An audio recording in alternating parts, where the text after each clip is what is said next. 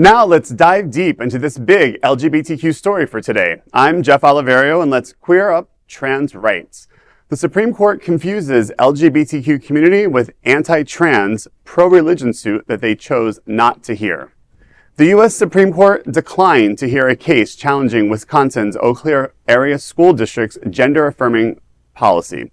The policy allows transgender, non-binary, and gender-nonconforming students to use chosen names, pronouns, and restrooms matching their gender identity without parental consent. Parents protecting our children argued the policy infringes on parental rights and religious beliefs, asserting there are only two sexes. However, lower courts dismissed the suit, citing no demonstrated harm. This Supreme Court decision follows the recent court hearing of a case challenging Tennessee's ban on gender-affirming care for trans youth. In this case, the conservative justices from the Supreme Court appeared inclined to uphold the ban. LGBTQ activists say they are confused. Either trans rights matter to the Supreme Court or not. Listen, if we wanted to go and dive deep into the Supreme Court and their and all of their shenanigans. Yeah, that's a good word, Dr. Bobby. Yeah, and discrepancies on what their beliefs are, we would have to go a lot longer in this show today. I think we're going to see more of these cases come around. This parental rights thing is not going to stop, I fear.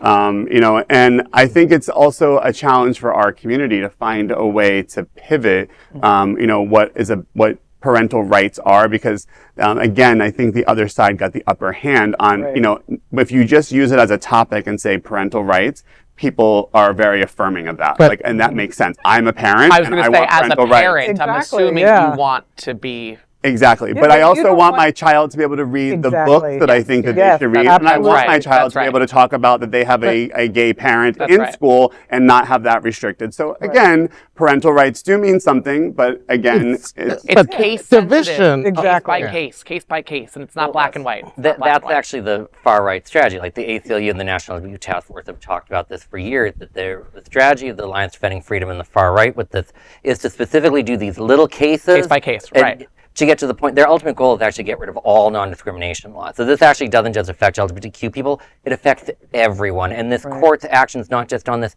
but on everything, affect everyone. Like, we're really watching the rule of law unravel before our eyes, and I really have no idea what our future holds. Yeah, and I don't know why the Supreme Court chose not to take up this case. Maybe they felt like we addressed this already, we're not going to hear it again. I have a theory on that. And there might be more important issues that, which would be a happy consequence if they said there are more important issues that this country needs to deal with. Refreshing. And we're not going to take this up because we've addressed it. And no, I mean, I'm hoping. We can't assume logic with this. No, we can't. Absolutely. But I think there's actually a logic behind it, because these Ku Klux Karens, as I would call them. Oh God, Ku Klux Karens. Big word there. Yeah. I heart you. There.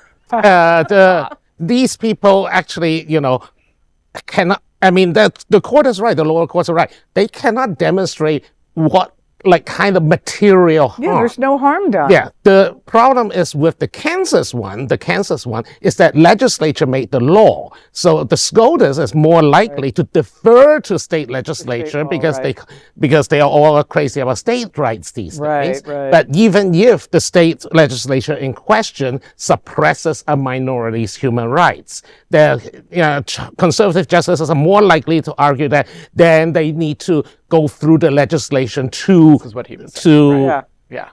the problems, which is just impossible because it's the tyranny of the majority. Right. You have a majority who hates you, and therefore they would never support you. And it's not the majority.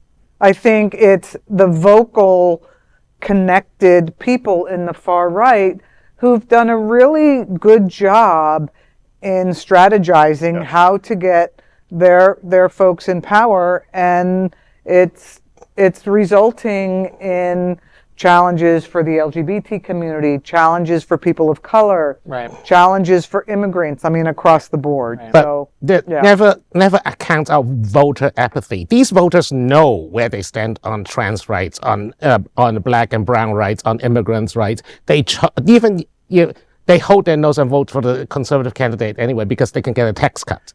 I think we're being a little too harsh on the words because one, the Supreme Court isn't elected. We don't even know when a particular Supreme Court justice will retire. Right. But on the majority, I do think the Supreme Court will start striking down blue state laws soon. They're very much on their way, so they have no regard. Yeah, I don't think they're holding back for They anything. don't care I don't what think they're people holding back think. for Yeah. anything. Yeah. Right.